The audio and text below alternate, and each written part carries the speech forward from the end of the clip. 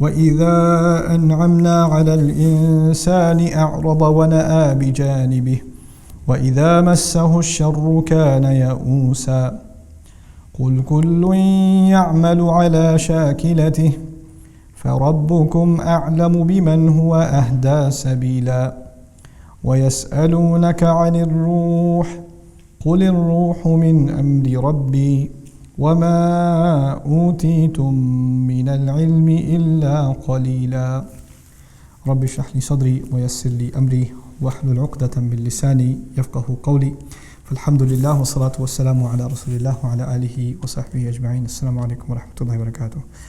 So inshallah, in this brief reminder I want to share with you some ta'ammulat, some reflections from 3 ayat that belong to Surah Al-Israء. This is the 17th surah, and these are ayat number 83, 84 and 85. Allah Azza wa Jal says, وَإِذَا أَنْعَمْنَا عَلَى الْإِنسان, when we shower favor onto the human being, أَعْرَض, that the human being ignores it, deliberately ignores it. The suggestion here is that when human beings are given lots of gifts by Allah, human beings start becoming deluded into thinking somehow they deserve them, or they are entitled to them, or this is because of their own doing, or their own accomplishments, or their own capability. So they completely ignore the fact that these are favors. They actually start thinking they own them, or they're entitled to them in one way or the other. وَنَأَى بِجَانِبِهِ, and he turns away to his side. In other words, this is kind of a, let me give you an English translation, an American English translation of نَأَى بِجَانِبِهِ. That's نَأَى بِجَانِبِهِ. Okay? So this guy, when somebody says Allah has given you a lot of favor, that's literally captured in language. Okay? That's what he does.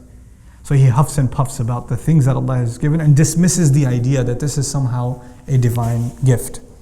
وَإِذَا مَسَّهُ الشَّرُّ, and when harm touches him, when harm hits him, كَانَ يَئُوسًا, he becomes altogether depressed, full of sadness. Allah has done this to me. Why am I being put through this? What did I do to deserve this? When good happens, I deserved it. And it was my doing. But when bad happens, it wasn't my doing, it's Allah's doing. Allah did this to me. كَانَ يَئُوسًا. This twisted mind of his.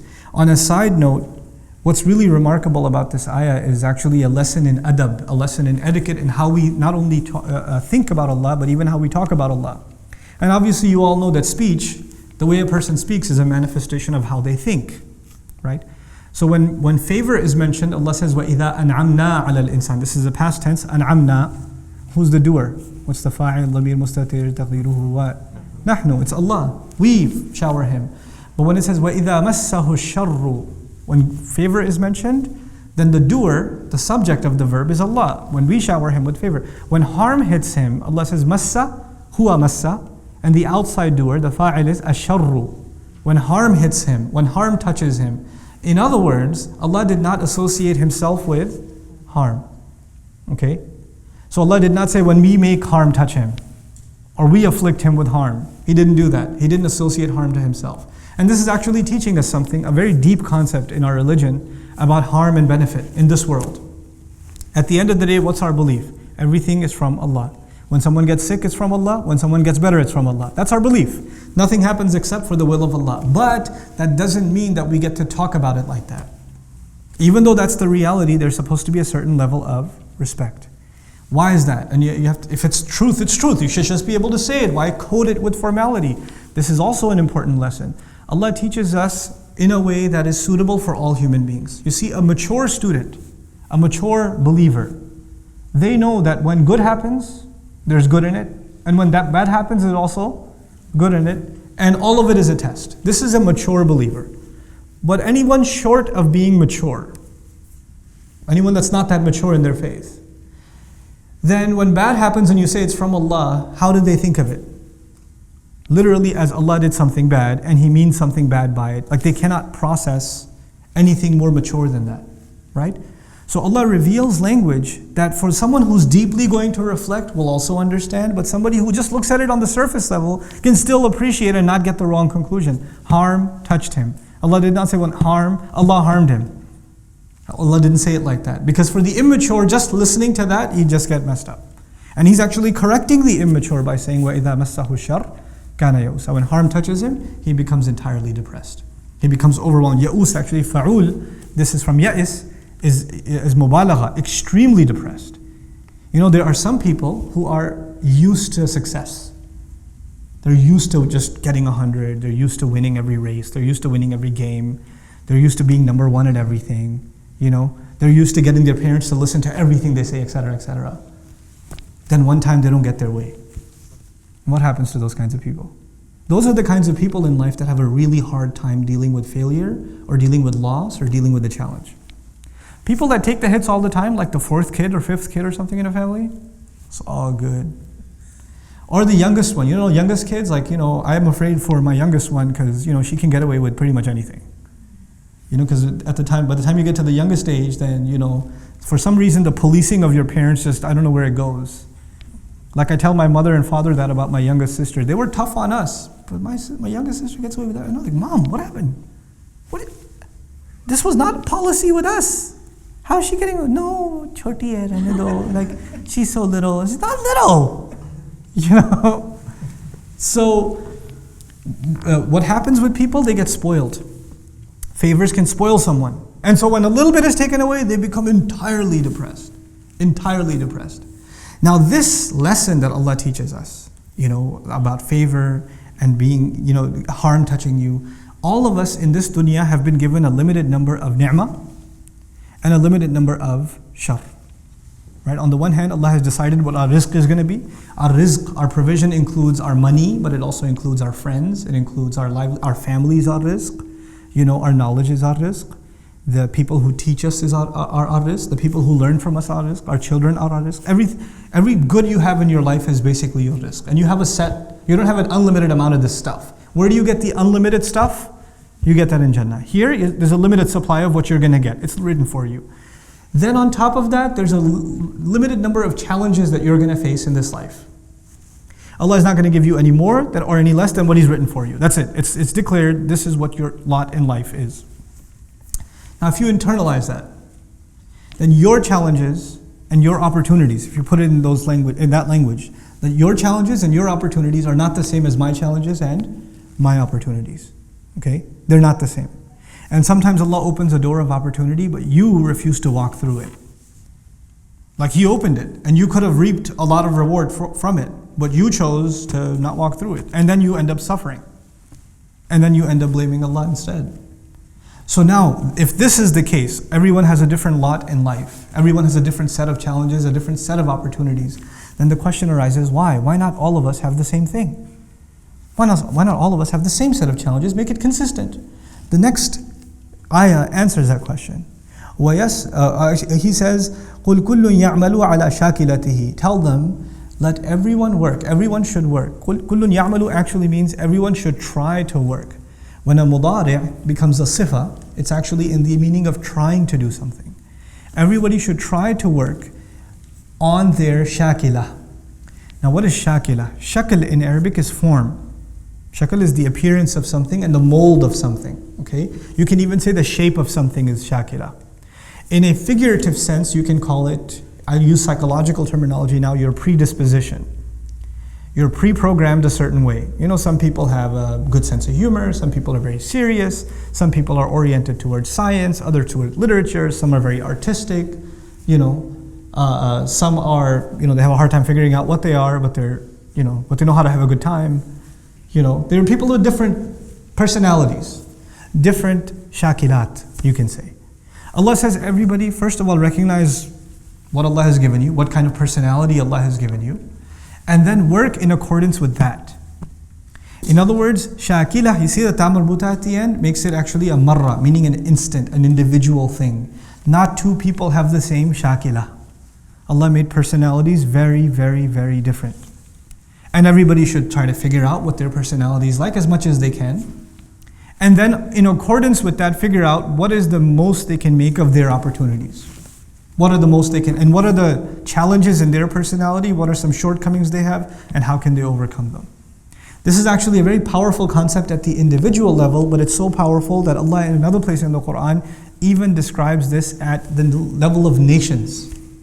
One of the names for nations in the Quran, وَجَعَلْنَاكُمْ شُعُوبًا وَقَبَائِلَ لِتَعَارَفُوا. Shu'uban comes from the word sha'ab or shu'bah in Old Arabic, which actually means a dent or a crack in a wall. An imperfection is a sha'b. It's an imperfection. As if to say every nation has some Some good qualities, but some quirks.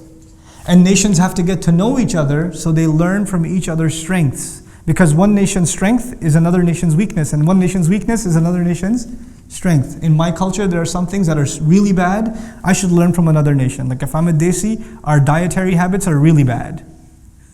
So maybe I should learn from another nation that has much healthier eating practices, whose 70-year-olds go jogging, where our 40-year-olds are on a cane.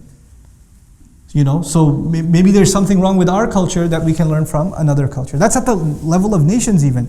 But even at the level of an individual, if someone's able to recognize their weaknesses, then they're able to make connections, make friends, put themselves around people that cover for that weakness. That they recognize that weakness and they cover for that weakness. You see, if you surround yourself with people that have the same weaknesses as you, they have the same problem as you. Like if you have a terrible sense of humor, you have no restrictions on your sense of humor, and you become friends with other people who also have no breaks in their sense of humor, not very good things will come out of that relationship. Maybe someone in this relationship should have what? Some sense of, okay guys, that's enough. Let's cut it out. You see what I'm saying? Somebody has to be there. But if everybody's super serious, and you're serious and all your friends are super, that's a very depressing life. You need somebody to stir things up. قُلْ كُلٌّ يَعْمَلُ عَلَى شَاكِلَتِهِ. Now in terms of deen, in terms of what Allah wants you to do with your life, everybody should, instead of complaining, or you only get happy when good things happen, and you get super depressed when bad things happen, the reality of it is, each of you will have your share of good and bad in this world, and you need to make the most of it given your personality, given your shakila. فَرَبُّكُمْ أَعْلَمُ بِمَنْ هُوَ أَهْدَى سَبِيلًا. Then your master knows who is more guided in terms of a path. And he didn't say as-sabil either, he said sabilan. He made it actually, this is a tamyiz of it, in terms of a path, suggesting that each one of us will have a course, depending on our shakila. Now, which raises another question. Where did these different personalities come from? How come we have different personalities? In psychology studies, they study genetic twins. One's favorite color is blue and the other's favorite color is purple, and they're like, we can't figure this out. Genetically, they're the same. Because some said your personality is a product of your genes and your environment, right? Nature and nurture. But then they can't figure out these cases where the nature is the same, genetically they're the same, and they're brought up in what? Same household. So their nature is the same and their nurture is the same, but this guy likes bicycles and that guy likes boats, or whatever. This one's into sports and that one's into chess, and they can't figure this out. Genetic twins, how can they do this? Allah Azza wa Jalla actually answers this question. And He says, there is something mysterious about you and what's going on inside you. The next ayah is, وَيَسْأَلُونَكَ عَنِ الرُّوحِ قُلِ الرُّوحُ مِنْ أَمْرِ رَبِّي. They ask you about the ruh, the essence of the human being. By the way, ruh, interesting word in Arabic, associated with rawh, like farawhun wa rayhan, joy, pleasure, contentment, satisfaction. There's something inside of us that is the source of our happiness, is the source of our contentment, and it's distinct to each and every one of us. We can only know very little about it. Allah says, they ask you about the ruh, tell them the ruh is from the command of my master, min amri rabbi. Shah Waliullah Dehelvi rahimahullah used to argue that there are two worlds of Allah's doings. There's the alamul khalq and alamul amr. Alamul khalq, the world of creation, and the world of command.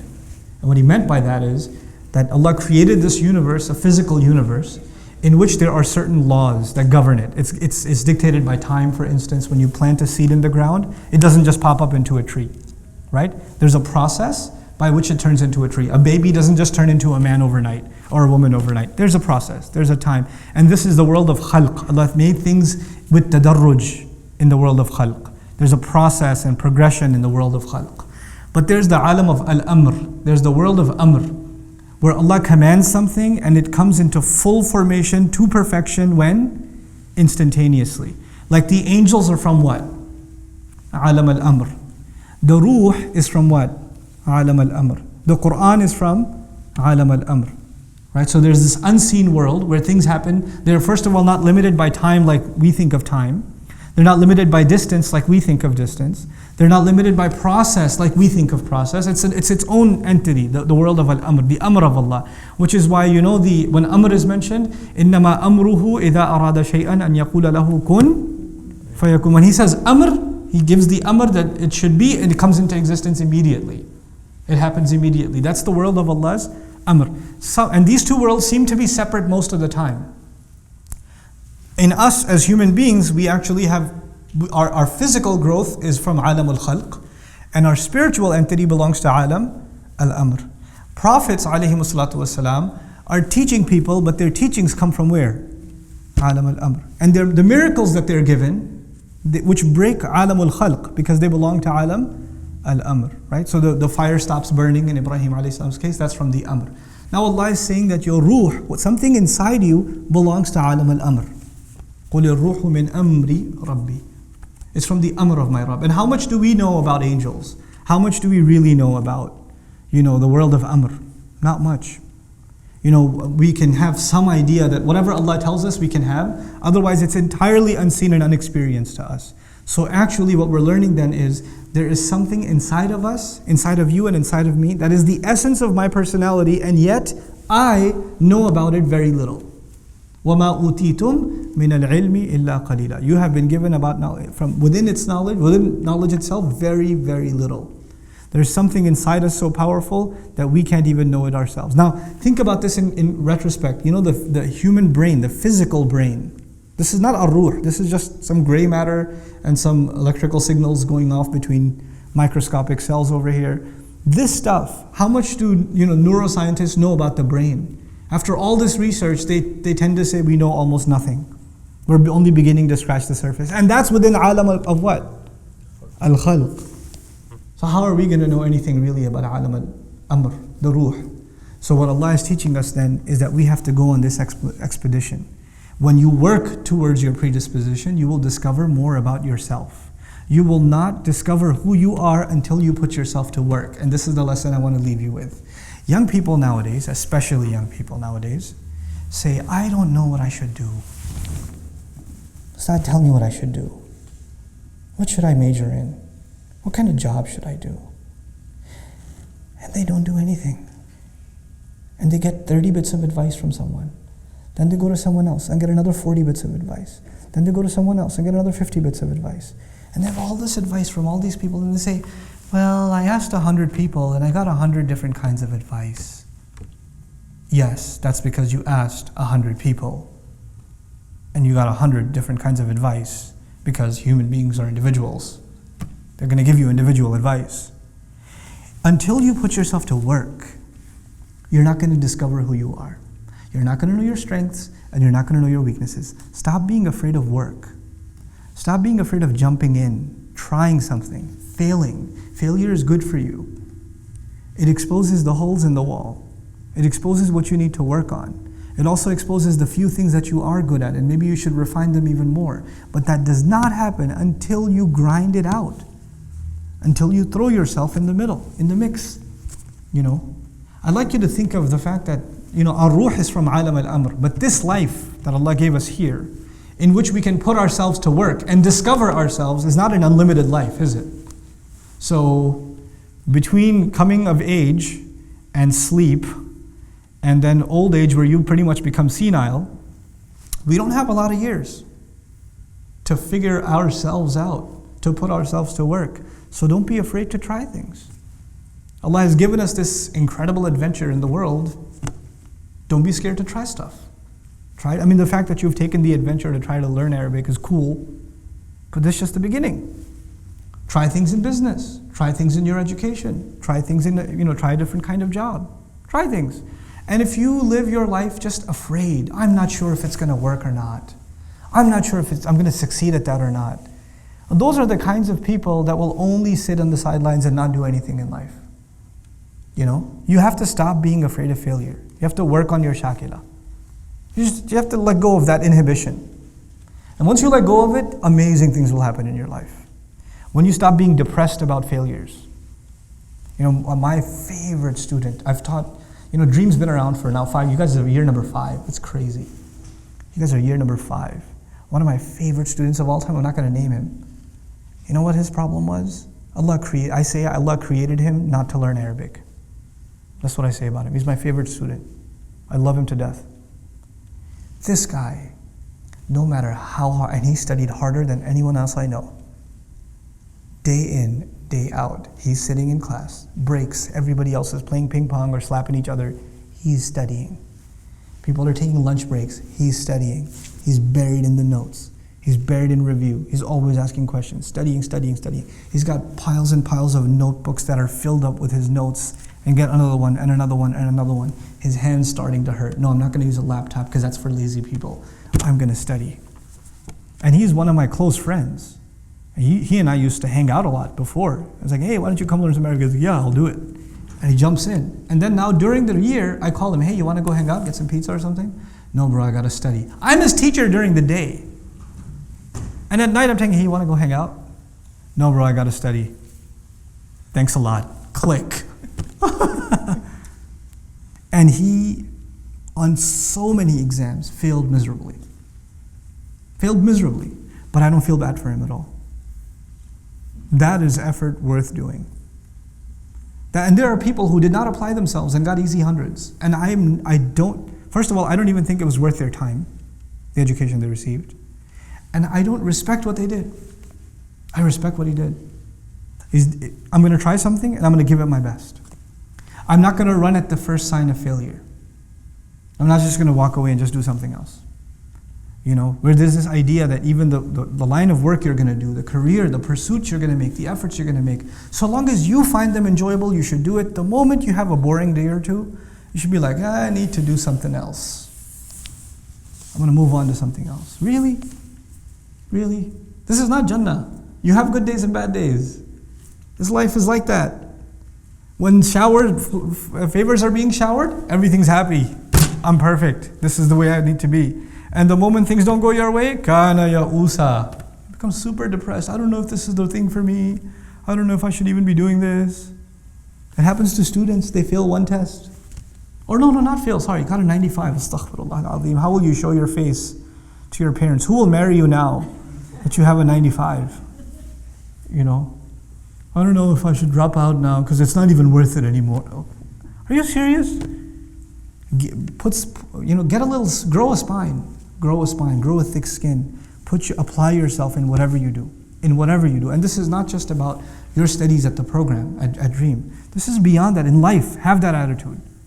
Whatever you jump into, really dive in. Dive all in. Yes, seek counsel, but don't over-seek counsel. Don't keep getting advice and not doing anything. You have a few people in your life you can trust. And sometimes some people, they get into this habit where they like to get advice from people they know they're going to get two different answers. Because they live off of the confusion. They feed off of it. They use that as a scapegoat to not do anything. Well, he said this, but you said this.